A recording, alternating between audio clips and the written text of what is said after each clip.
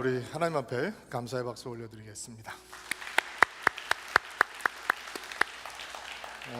감사드립니다. 코로나 때문에 시애틀 와본 지가 꽤 오래됐어요. 제가 생각해보니까 한 5년 만에 시애틀 들어오는 것 같은데, 저는 시애틀 형제교회가 마음의 고향이니까, 근데 생각해보니까 떠난 지가 20년이 돼가는 거예요. 제가요. 권준 목사님 지난 5월달에 저희 서울에 오셨을 때 저희 교회에 와서 설교하고 가셨는데, 돌아보면서 권 목사님도 나이가 좀 들어가시고 저도 좀 나이가 들어간다, 옛날 얘기를 자꾸 하게 돼요. 옛날 얘기하면 꼰대라면서요. 인정할게요. 제가 꼰대가 돼가고 있어서 권 목사님도 그렇고 저도 그렇고 30대를 시애틀 형제교회에서 불태우던 적이 있었던 사람들이라, 저희가 30대는 진짜 겁 없이 사역하고 도전했던 기억이 나는데, 하나님께서 이렇게 형제교회를 아름다운 교회 되게 하시고, 어저께 그저께도 함께 영어예배 섬기던 형제들 자매들하고 만나서 교제하면서 20년 동안 한 교회에서 이렇게 웰컴을 하면서 다시 해준다는 게 이게 정말 명예로운 일인데, 다시 한번 우리 형제교회 성도님들, 우리 권 목사님들, 권 목사님 그리고 장로님들께 너무 감사를 드립니다.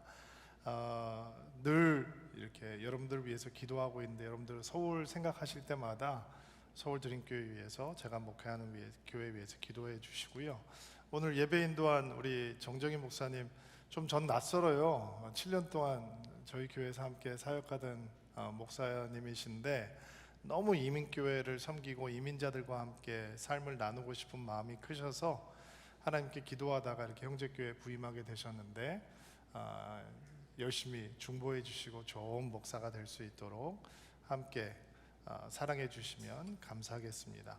저를 모르는 사람들은 옛날에는 새로 오신 분이라 그랬는데, 그게 아니라 저를 기억하시는 분들이 너무 올드타임 온 거죠.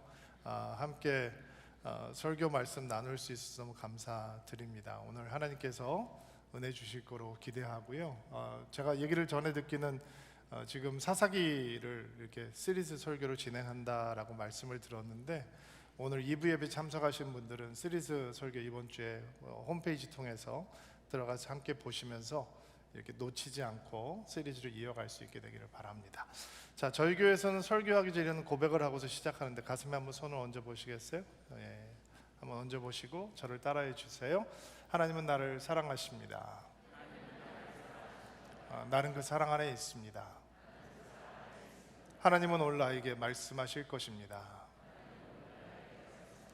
그 말씀에 능력이 있습니다. 그 말씀에 생명이 있습니다. 나의 마음을 하나님께 열겠습니다. 나의 생각을 예수님께 집중하겠습니다. 들은 만큼 변합니다. 들은 만큼 행복해집니다. 오늘 너무 잘 알고 있는 이야기를 나누겠습니다. 여리고성이 무너지는 사건을 좀 묵상하면서 은혜를 나눌 텐데, 여리고성이 이스라엘 백성들이 가나안 땅을 정복하기 위해서 넘어가야 되는 첫 번째 관문이에요. 여리고성을 정복을 하면 남쪽과 북쪽을 차단하는 효과를 가질 수 있어요. 그래서 여리고를 거점으로 해서 북쪽을 정복을 하고 내려와서 정비하고 남쪽을 정비해 갈 수 있는 이런 전략적인 요충지였습니다. 그런데 이 여리고라고 하는 것이 정복하기가 만만치 않은 곳이에요. 일단은 여리고성 자체가 경사가 35도 이상이 되는 고지에 존재하고 있고, 벽이 내벽과 외벽으로 만들어져 있어서 지금으로 얘기하면 2차선 도로가 그 성벽 위에 조성이 되어 있는 거니까, 마차가 가고 오고 할 수 있는 벽이 준비가 되어 있는 거니까 만만치 않은 요새죠. 높이도 6m에서 7m 정도가 되었다고 하니까, 이런 성을 첫 번째 대상으로 삼았다라고 하는 것은 지혜로운 일이 아니에요. 이스라엘 백성들이 출애굽했을 때 이집트에서 뭐 하던 사람이었나요? 노예였죠.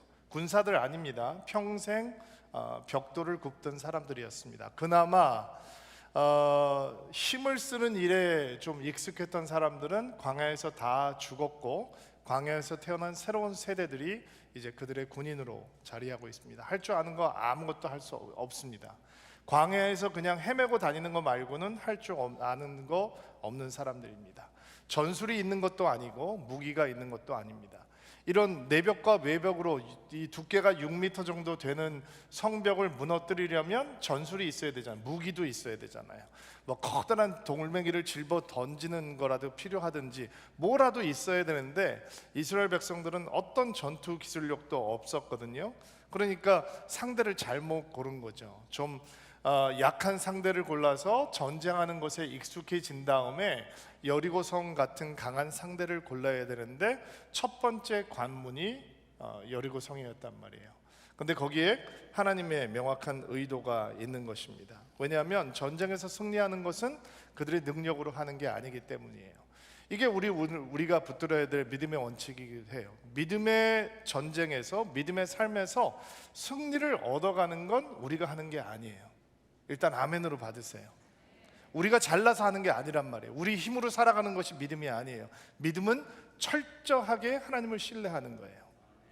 나의 무력함을 인정하고 철저하게 하나님의 강하심을 붙드는 것이 믿음 생활이에요. 교회 다니는 게 믿음 생활 아니에요. 교회 와서도 믿음이 전혀 없는 사람이 있고 평생 교회에 머물러 있지만 믿음의 권세와 믿음의 능력을 맛보지 못하는 사람들이 있잖아요. 믿음은 하나님의 크심을 맛보고 경험하는 거예요. 믿음은 스스로 무너뜨릴 수 없는 여리고가 자기 앞에서 무너지는 것을 보는 거예요. 이게 믿음의 권세란 말이에요. 하나님께서 이스라엘 백성들을 가나안 땅에 심어 주셔야 되잖아요. 젖과 꿀이 흐르는 땅이거든요. 근데 젖과 꿀이 흐르는 땅을 여리고 성이 없이 들어가게 되면 어떤 일이 생기느냐? 내가 대단하구나. 내가 이민 와서 열심히 살았더니 내가 잘 살게 되었구나. 내가 굉장히 운이 좋았나 보다. 내가 똑똑한가 보다. 생각하면서 살아가겠죠. 하나님과 상관없는 거예요. 말로는 하나님 때문입니다, 하나님의 은입니다 라고 얘기하지만 결정적인 순간에는 내가 잘나서, 내가 노력해서, 내가 운이 좋아서, 내 커넥션이 좋아서 이렇게 되었습니다 라고 생각하면서 살게 된단 말이죠. 그러니까 하나님께 영광이 되지 않는 삶이 되는 거예요. 이스라엘 백성들이 가나안 땅에 들어가서 그 가나안 땅을 진짜 하나님의 축복의 언약으로 삼으려면 여리고성을 통과할 때 자신의 삶 능력으로 여리고성이 무너지는 것이 아니라 하나님의 능력으로 무너지는 것을 체험해야 하는 거예요. 그것을 체험하고 나면 가나안 땅은 선물이 되는 거예요. 자기의 힘으로 쟁취하게 되면 그것은 하나님의 축복이 아니잖아요. 그래서 하나님께서 이스라엘 백성들에게 스스로 감당할 수 없는 아주 강한 성을 먼저 대항하게 하셨어요. 하나님께서는 이것을 치밀하게 준비하고 계시는 거예요. 이스라엘 백성들을 인도했던 민족의 영도자가 누구예요? 모세였잖아요.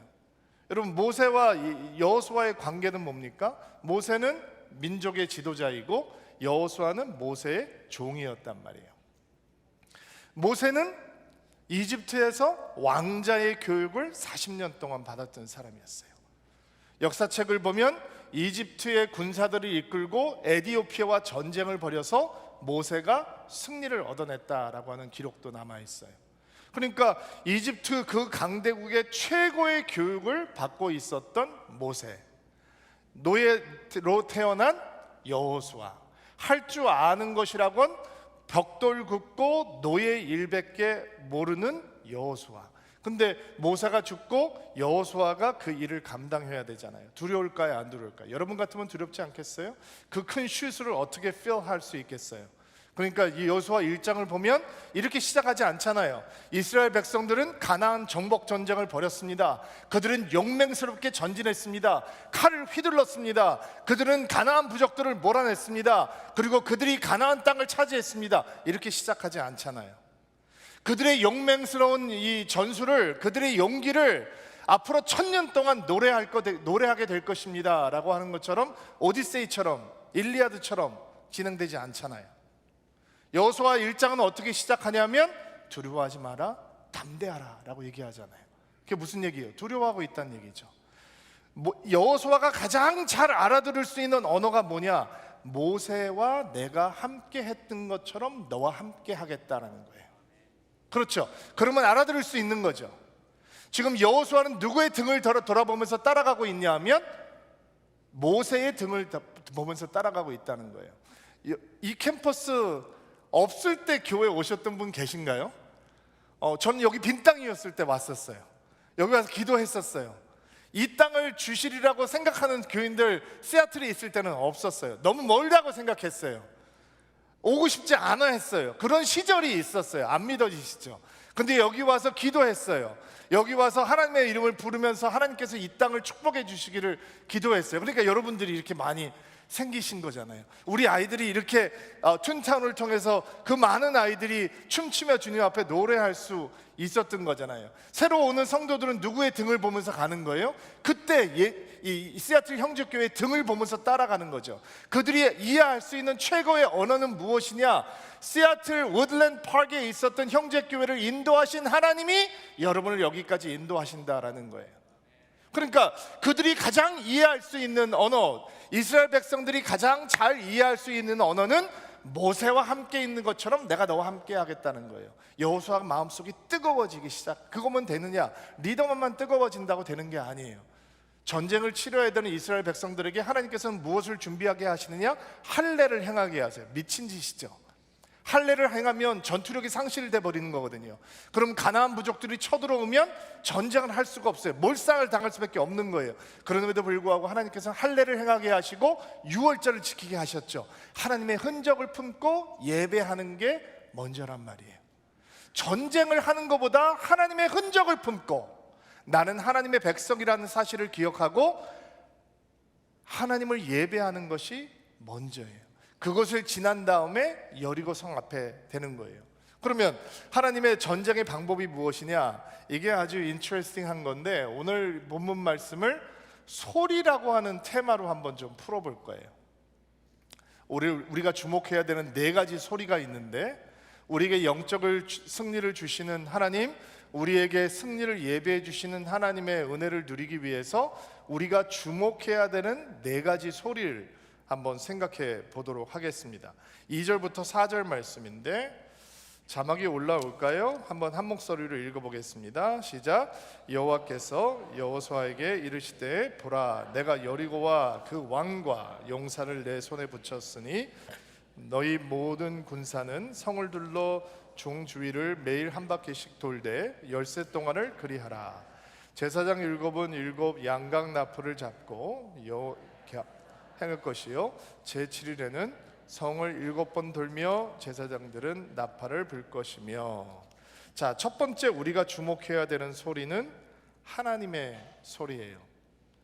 2절 말씀에 보니까 내가 여리고와 그 왕과 용사들을 내 손에 붙였으니, 쉬운 성경을 보면 현대역 성경을 보면 내가 그들을 너에게 줄 것이다 이렇게 말씀하세요. 그러니까 우리는 상식적으로 이렇게 생각하는 거죠. 전쟁이 아직 일어나지 않았으니까 하나님의 약속은 미래형으로 주어졌다라고 생각을 하는 거예요. I will give you victory. I will give you their kings. 이런 식으로 이해를 하게 되는 거죠. 근데 원어는 완료형이에요. 이미 이루어졌다 이렇게 하나님께서 굉장히 놀라셔야 되는 건데, 지금 전쟁이 시작되기도 전에 하나님께서는 뭐냐면 내가 그들의 왕과 용사와 그들의 성을 너에게 이미 주었다 이렇게 말씀을 하는 거예요. 이게 하나님의 소리예요. 믿음은 그 하나님의 소리에 귀를 기울이는 거예요. 자, 이게 미래형으로 주어졌으면 어떻게 되느냐? 우리의 마음이 불안해지죠. 이거 내가 잘못하면 어떡하지?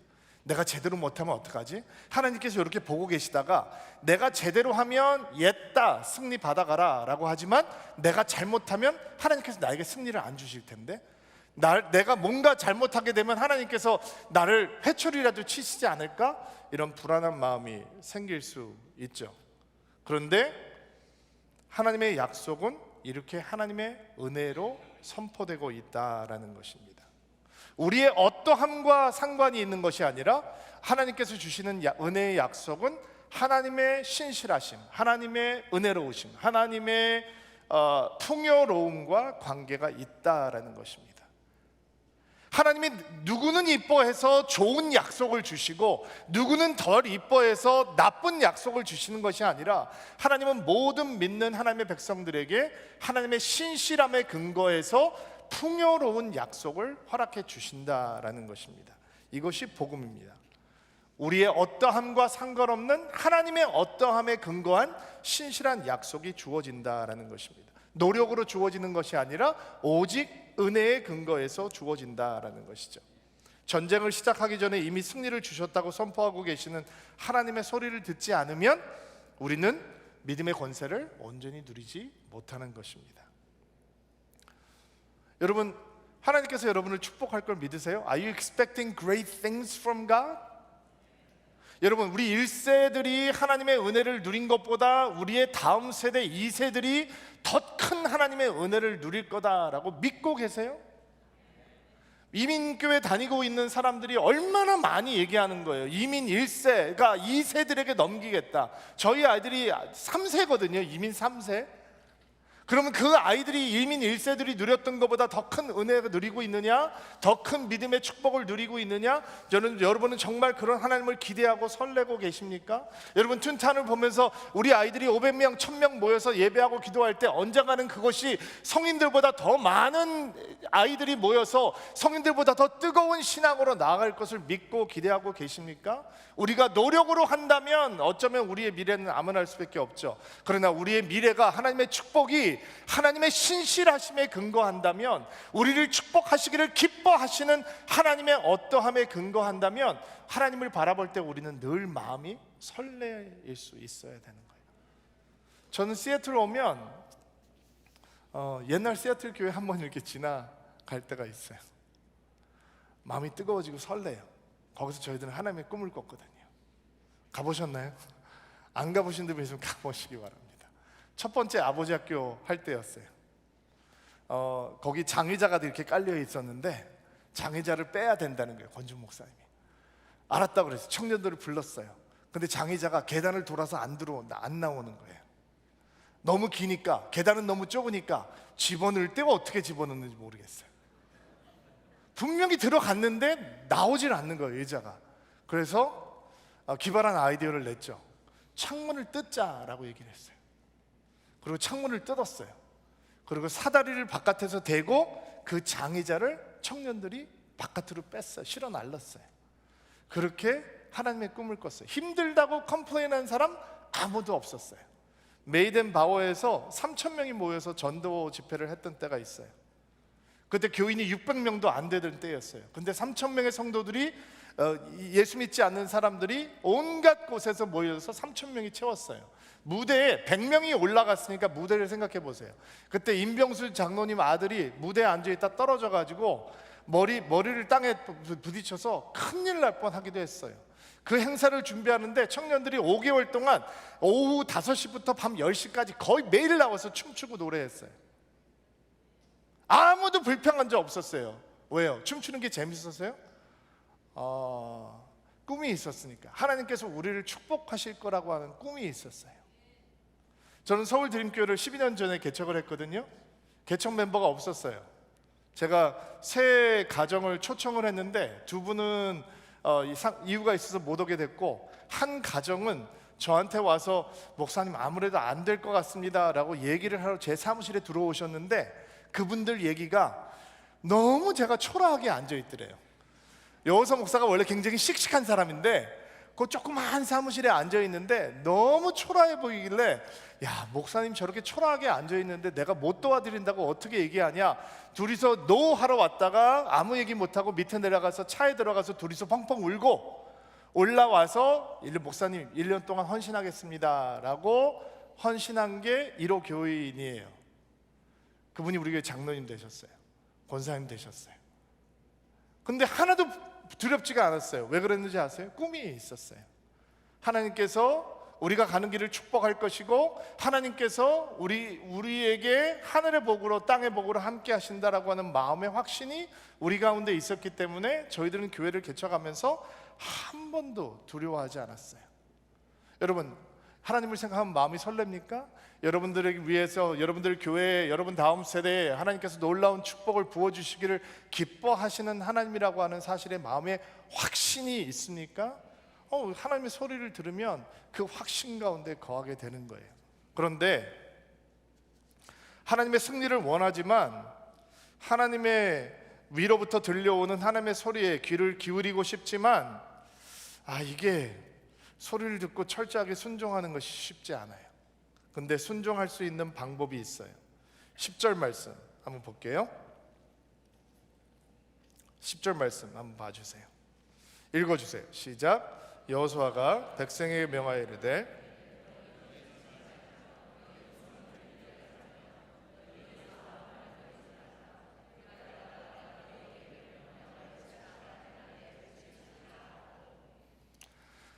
자, 전술이 뭐냐? 성을 하루에 한 바퀴 도는 거예요. 7째 날에는 7바퀴를 도는 거예요. 그러니까 전체 몇 번 도는 겁니까? 13번을 도는 거죠. 이게 무슨 전술이에요? 가나안 백성들은 이미 이스라엘 백성들이 오고 있다는 사실 때문에 두려움에 떨고 있어요. 마음이 물처럼 녹아났다라고 얘기를 하죠. 이스라엘 백성들이 군인이 젊은 사람들이 60만이에요. 아무리 전술이 없다 한들 그들의 숫자 자체로만으로도 가나안 백성들은 두려움에 떨고 있었어요. 근데 전술이 뭐냐? 하루 아침에 일어나서 성 한 바퀴 돌고 돌아가는 거예요. 이거 진짜 무서운 일이죠. 근데 이게 한 번, 두 번은 괜찮은데 매일 아무 얘기 안 하고 돌다 보면 다른 사람들이 이상하게 생각할 수 있죠. 이건 뭐야? 전쟁할 줄 모르나? 칼이 없나? 창이 없나? 여러분 황산벌이라는 영화 보셨어요? 황산벌이라는 영화를 보면 전쟁할 때 백제와 신라가 군사들이 모여서 서로 한 명씩 나와서 떠들어 제끼죠. 여러분 다윗과 골리앗의 전쟁이 일어나기 전에 골리앗이 매일 나와서 이스라엘의 하나님을 능멸하고 이스라엘 군대를 조롱하죠. 고대 전쟁은 그렇게 하는 거예요. 와서 떠든단 말이에요. 그러면 여리고 성벽에 있는 사람들이 한 바퀴 쭉 돌고 갈 땐 진짜 엄청나게 두려웠겠죠. 이건 뭘까? 새로운 전술인가? 근데 하루, 이틀, 3일 야, 한 바퀴밖에 못 도냐? 싸움 할 줄 모르냐? 라고 하면서 엄청나게 떠들기 시작했을 거예요. 그래서 10절 말씀을 우리는 주목해야 돼요. 우리가 주목해야 되는 두 번째 소리는 바깥으로 나오지 않아야 되는 소리예요. 바로 침묵이라고 하는 소리죠. 너희는 외치지 말며 너희 입에서 아무 말도 내지 말라 라고 하는 표현은 완전히 침묵하라라는 거예요. 고함을 지르거나 소란을 피우거나 어떤 말도 입에 나오지 않게 하라라고 하는 침묵의 명령이죠. 왜 이 침묵의 소리가 중요한가? 하나님의 소리가 임해오면 내 소리가 많이 생기기 때문이에요. 하나님의 소리가 들리잖아요. 그러면 우리 안에는 그 하나님의 소리를 누리려고 하는 내 소리가 생겨요. 끊임없이 하나님의 소리와 싸워요. 순종이 쉽다, 어렵다. 다시, 순종이 쉽다, 어렵다. 순종이 쉬우면 다 하게 해요. 순종이 쉬우면 누구나 다 순종하면서 살게 해요. 근데 순종이 어려워요. 왜 어렵냐? 하나님의 소리가 들리면 내 소리가 가득해져요. 내 소리는 하나님을 기뻐하지 않아요. 내 소리는 하나님을 순종하기에 기뻐하지 않아요. 내 소리는 상식적이에요. 내 소리는 논리적이라고 생각해요. 근데 내 소리는 언제나 반믿음적이에요. 성령의 소리가, 하나님의 소리가 우리를 하나님의 길을 가게 만드는 거예요. 하나님의 소리가 들려오니까 약속의 흔적을 가닿는데도 불구하고, 유월절을 지키며 예배를 먼저 주님 앞에 드렸는데도 불구하고 그들은 순종하고 싶지 않은 생각이 드는 거예요. 여러분, 이 침묵의 소리가 있지 않으면 망하는 거예요.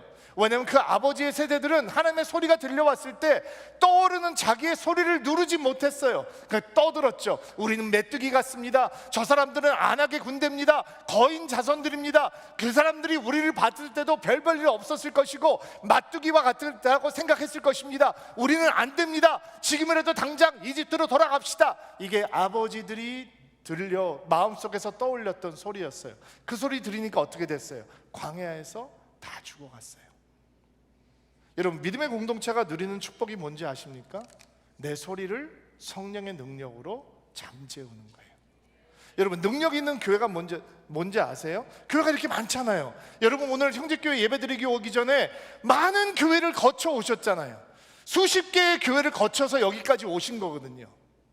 교회가 이렇게 많은데 뭐 미국 사람들이 모이는 교회건 한인들이 모이는 교회건 교회가 다 은혜스럽지 않아요. 갔더니 은혜스럽지 않은 교회도 많더라고요. 제가 목회하는 사람이니까 다른 교회 다 가볼 기회가 없잖아요. 안식년 할 때 제가 미국 교회를 많이 다녀봤어요. 근데 예배가 은혜롭지 않은 교회가 너무 많더라고요. 어떤 교회 가면 God loves you 하면 가슴이 뭉클해요. 어떤 교회 가서 God loves you 얘기하면 잠자요. 이유가 뭘까요? 그 기름 부으심의 차이가 뭐가 있을까요? 왜 어떤 교회 가면 영혼이 깨지고 하나님을 향하고 주님 만나는데 왜 어떤 교회 가면 하나님 만났던 사람이 시험 들고 다른 교회 무너지게 되는 걸까요? 차이가 뭐가 있을까요? 하나님의 소리가 들려왔을 때 내 소리를 잠재울 수 있는 침묵의 소리를 붙들 수 있을지 없을지예요. 결혼 생활을 오래 하신 분은 이거 알아요. 사랑은 오래 참는 거예요. 한 얘기 하고 싶은 얘기 다 하면 가정 다 깨져요. 아이들 다 상처받아요. 제가 애들 키워보니까 그렇더라고요. 내가 성숙해가면 성공할수록 하고 싶은 얘기를 참게 되더라고요. 한 바퀴 돌고 그 다음날 또 한 바퀴 돌고 일곱째 날은 17바퀴. 우리는 싸우고 싶습니다. 우리는 목숨을 걸 준비가 되어 있습니다. 우리 아버지 세대는 겁쟁이라서 죽어갔지만 우리는 여호수아 세대입니다. 우리는 전진하고 싶습니다. 여리고성을 향해서 쳐들어가고 싶습니다. 얼마나 하고 싶은 얘기가 많겠어요. 근데 그 얘기 뱉어내면 이스라엘 백성들은 망하는 거예요. 하나님의 소리가 들려오면 내 소리가 침묵해야 하는 거예요. 믿음의 공동체가 승리로 나아가는 길은 이 침묵을 배우는 거죠. 그리고 그들은 끝까지 입을 다물고 있어요. 놀라운 순종이죠. 근데 이게 쉽지가 않기 때문에 하나님께서 이 이스라엘 백성들이 하나님의 소리를 향해서 마음을 열고 자신의 소리를 잠재울 수 있는 리마인더, 세 번째 소리를 주세요. 11절부터 14절 말씀 같이 한번 읽어볼게요. 시작. 하나님의 괴로 성을 한번 돌게 하니 여호수아가 아침에 일찍이 일어나니 제사장들이 여호와의 궤를 메고 일곱 제사장들은 일곱 야곱의 나팔을 말고 여호와의 궤 앞에서 계속 진행하며 나팔을 불고 무장한 자들은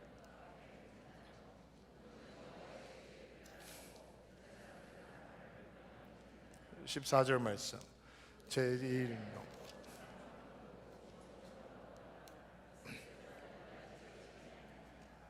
자, 침묵하기가 어려우니까 하나님께서 그들을 침묵하게 만드는 리마인더의 소리가 있는데 우리가 주목해야 되는 세 번째 소리예요. 양각나팔이라고 하는 얘기가 나오죠. 양의 뿔로, 여러분 보신 적 있죠? 뿔을 속을 파내서 이렇게 부는 양각나팔을 얘기하는 거예요. 쇼파르라고 얘기해요. 오늘 그 단어를 기억하세요. 쇼파르. 따라해 보세요. 쇼파르. 자, 이 쇼파르라고 하는 게 쉽게 생각하면 이제 나팔인데 양각으로 만든 나팔인데 소리가 이쁘지 않아요. 이런 소리가 나요. 이건 아주 이쁜 소리고 별로 이쁘지 않은 소리예요. 제가 가져오려고 그랬는데 한국에서 이 나팔을 가져오려고 그랬는데 세관에서 뺏길까 봐 못 가져왔어요. 근데 불면 소리가 잘 안 나요. 이런 소리가 나요. 근데 이런 소리를 생각해 보세요. 그들이 일어났는데 양각 나팔 소리가 들리는 거예요. 예쁜 소리를 하자면 얼마든지 다른 악기를 선택할 수 있어요. 근데 이 투박한 소리, 이 소리가 무슨 소리를 의미하냐면 하나님의 임재, 하나님의 구원하심, 하나님의 인도하심을 상징하는 소리예요. 그러면 그들을 입을 닫아야 되는 거예요. 그리고 하나님의 소리를 기억해야 하는 거예요. 내가 이 성을 이미 너희에게 넘겨 주었다. 너의 방법으로 이기는 것이 아니라 입을 닫고 성을 한 바퀴 돌고 돌아오라. 막 미칠 것 같은 거예요. 이거는 안 될 것 같은데, 아니 회의라도 좀 해야 되는 거 아닌가? 철야 기도라도 좀 해야 되는 거 아닌가? 뭔가 다른 전술이 있어야 되는 거 아닌가? 그때 들려오는 거예요. 그러면 또 침묵해야 하는 거예요. 그리고 조용히 성을 돌고 오는 거예요. 이 쇼파르가 뭐냐? 여러분, 성도들에게 쇼파르는 예배예요. 아멘으로 받으세요. 특별한 거 하나도 없어요. 예배, 설교 매주 하잖아요. 여러분, 어쩔 땐 지겹지 않아요? 맨날 와서 예배하고 또 짜여 있어. 포맷이 찬양 3개 하고 기도하고 설교하고 하나 하고 끝나. 그러다 보니까 오토파일럿이에요. 어쩐 때 와서 천역 박수 치다가 슬로우 찬양하면 손 들다가 앉아서 좀 집중하다가 딴 생각하다가 점심 뭐 먹나 생각하다가 좀 졸다가 아멘 하고 끝나고 계속 반복된단 말이에요. 그런데 그 쇼파르의 시간이 없으면 내 소리에 무너지는 거예요. 하나님의 소리를 따라가지 못하고 내 소리를 따라 살게 되는 거예요. 기억하세요. 광야에서 내 소리를 따라 살면 어떻게 되느냐? 다 망하는 거예요. 근데 내 소리를 지르고 싶을 때, 내 소리를 내고 싶을 때 쇼파르 소리가 들리면 하나님을 주목하게 되는 거예요. 특별한 거 없어요? 우리가 매주 드리는 이 주일 예배가 없다면 우리는 마음대로 살아가겠죠. 내가 잘난 줄 알고, 내가 똑똑한 줄 알고, 내가 스마트한 줄 알고, 예리한 줄 알고 내 길을 갈 거예요. 그리고 교회는 엉망이 될 거예요. 하나님의 방법대로 교회를 하지 않고 세상 방법대로 교회를 하니까 세상에서 조롱거리가 되는 거죠. 그때 울려 퍼지는 거예요. 우리의 소리를 닫고 하나님을 주목할 수 있어야 되는 거예요. 여러분, 찬양이 쇼파르가 돼야 되고 예배의 시간이 쇼파르가 돼야 되고 이렇게 하나님의 말씀을 듣는 시간이 쇼파르의 시간이 돼야 되는 거예요. 그러면 다음 소리로 나아갈 수 있어요. 4번째 소리예요. 다음 소리는 무엇이냐? 15절 말씀 한번 읽어보시겠어요? 시작.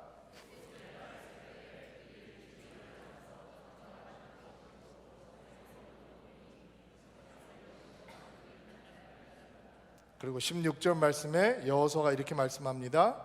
7번째에 제사장들이 나팔을 불 때 여호수아가 백성에게 이르되 외치라, 여호와께서 너희에게 이 성을 주셨느니라. 4번째, 우리가 주목해야 되는 함성은, 소리는 승리의 함성이에요. 승리의 함성.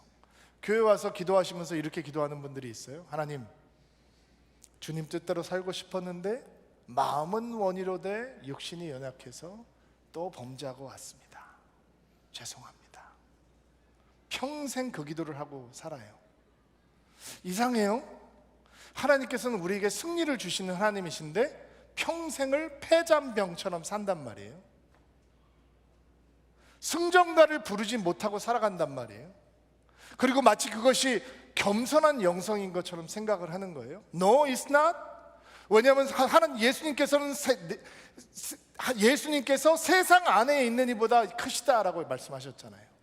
너희는 세상에서 환난을 당하라, 담대하라, 내가 세상을 이기었노라 라고 말씀하셨잖아요. 크리스천 라이프는 뭐냐? 승전가를 부르면서 사는 거죠. 여리고성이 무너지는 것을 목격하고 우리 앞에 있는 견고한 진들이 깨어지는 것을 생각하고 세상에서 있는 견고한 진들이 무너지는 것을 목격하는 것이 믿음의 권세입니다. 근데 이 승리의 함성을 지르지 못하는 사람들이 있어요. 왜 못 지를까요? 하나님의 소리를 듣지 못하기 때문이고, 하나님의 소리가 들려와도 내 소리에 취해서 넘어지기 때문이고, 쇼파르의 소리가 울려 퍼지는데도 불구하고 하나님께서 우리를 위해서 예배하신 승리가 있다라고 하는 것을 믿지 못하고 있기 때문이죠. 자, 이런 설교를 하면 여러분들 중에서 이렇게 생각하시는 분들이 있을 것 같아요. 목사님, 이게 구약에 나오는 얘기인데 여리고성이 좋습니다. 무너졌다고 칩시다. 근데 우리 앞에 무슨 여리고성이 있다고 이런 설교가 나하고 무슨 상관이 있습니까? 이런 말씀을 통해서 우리가 뭘 배워야 하는 것입니까? 글쎄요.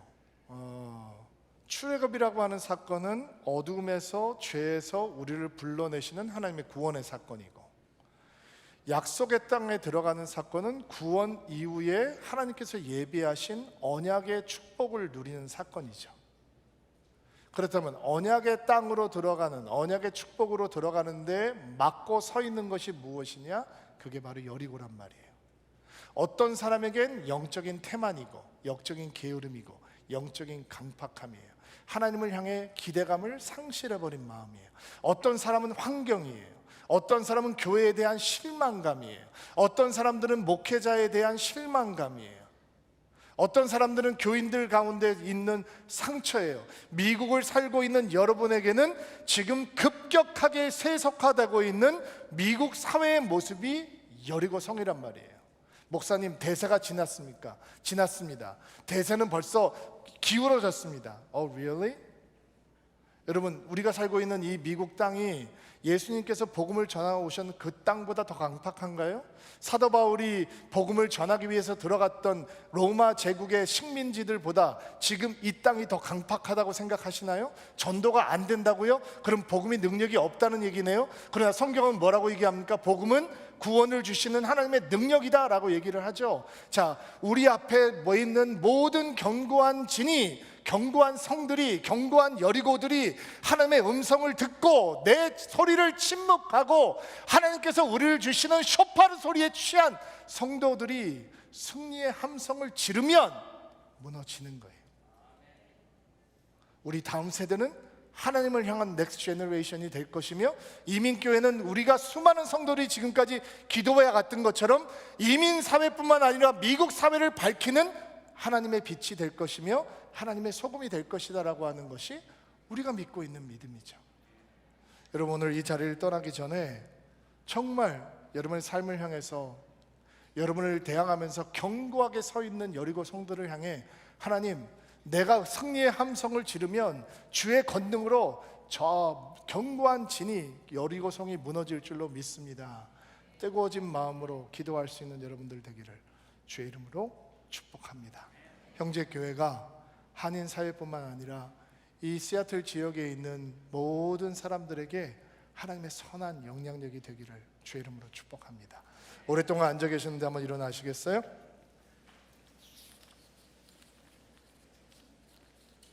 자, 가슴에 손을 얹고 안수하시고요, 제가 여러분을 위해서 축복하고 기도하겠습니다. 여러분의 여리고를 향해서 담대하게 서시기 바랍니다. 무너지지 않을 것 같은 요새를 향해 믿음으로 서십시오. 하나님, 우리를 향해 선포하시는 하나님의 은혜의 소리를 향해 마음을 열 수 있도록 도와주옵소서. 그 은혜의 소리, 하나님의 음성을 듣고 내 안에 떠오르고 있는 수많은 우리의 소리를 침묵으로 누릴 수 있도록 도와주옵소서. 우리의 마음을 하나님께 온전히 집중시키기 원하시는 하나님의 나팔소리 쇼파르에 우리의 마음을 드리게 하시고, 이제 믿음으로 승리의 함성을 외치는 믿음의 사람들 될 수 있도록 도와주옵소서. 우리 앞에 서 있는 견고한 여리고가 주의 권능으로 무너질 것을 기대하고 소망합니다. 영적인 태만, 영적인 정체, 은혜에 대한 무감각해진 강팍한 마음이 무너질 수 있도록 도와주시고, 변화지지 않는 환경, 위기에 빠진 결혼과 가정, 어려운 경제적인 상황과 사업적인 위기, 신앙적인 슬럼프, 사람들에 대한 실망과 불만, 불신, 모든 견고한 진들이 깨어지는 놀라운 역사가 우리 가운데 일어날 수 있도록 도와주옵소서. 승리의 삶을 사는 예수 그리스도의 백성들이 되기를 주의 이름으로 축복합니다. 예수님의 이름으로 기도하옵나이다.